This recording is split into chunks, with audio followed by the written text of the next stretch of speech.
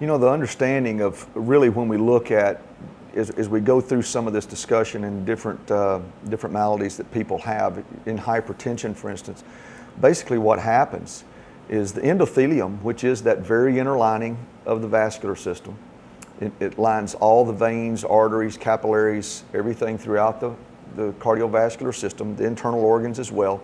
That endothelium actually releases nitric oxide. Right. And you alluded to this earlier that, you know, as we age, and there's a number of things that cause that to go down. I mean, one is age. We know that at about 25 to 30 years of age, nitric oxide production begins to decline. By 40, the diminishing production of nitric oxide is pretty extensive. By age 50, it's down really pretty low, at least by 50% or so in most people. And that's usually the age we start seeing hypertension, we start seeing people with elevated cholesterol levels, we start seeing all these other things coming about. And we typically write that off as, I'm just getting older. When in reality, what has happened is the endothelium is no longer producing nitric oxide efficiently. That tells the vessel, or that causes the blood vessel to relax, because that's really all that controls the blood pressure.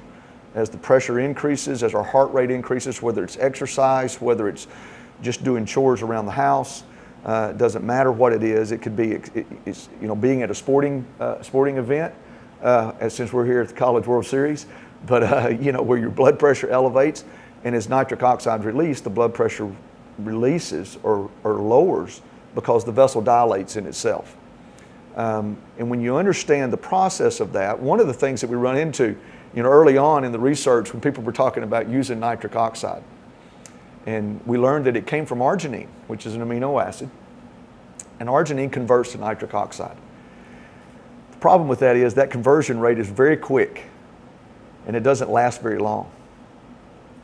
So really what happens is you get an elevation of nitric oxide from the time you take the arginine, and it's really gone, it's in and out and done its thing in about 30 minutes. So it's all over with.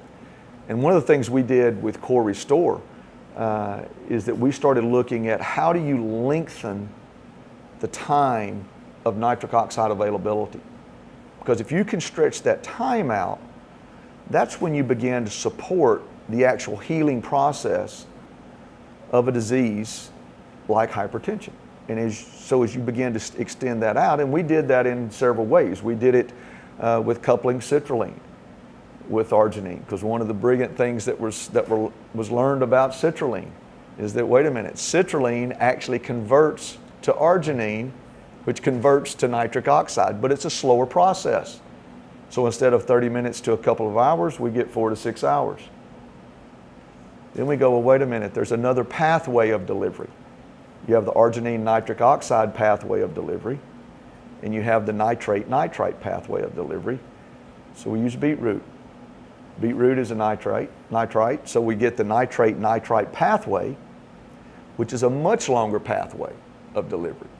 So we get an extension out to 8 to 10 hours, somewhere around 10 hours of nitric oxide availability. You take that twice a day, that's where you start seeing the benefit of lowering blood pressure. And the actual causes of blood pressure that we can talk about some is, you know, with the weight loss and those type things. But at the end of the day, it really comes down to is the endothelium functioning well, or is it dysfunctional?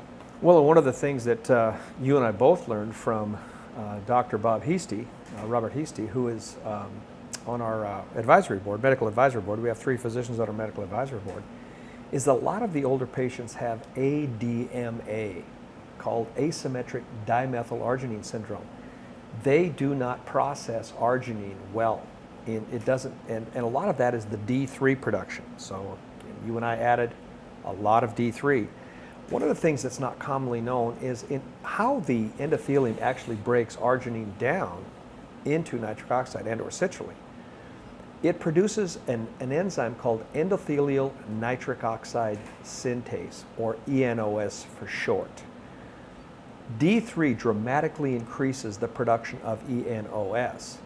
Without the D3, the ENOS production's down. You could take a lot of arginine. In fact, I think the early years, I've been taking arginine probably for 30 years by itself, not realizing that without the D3 and the citrulline, as you mentioned, Stephen, You get a very short-lived gas, and so the benefits aren't there.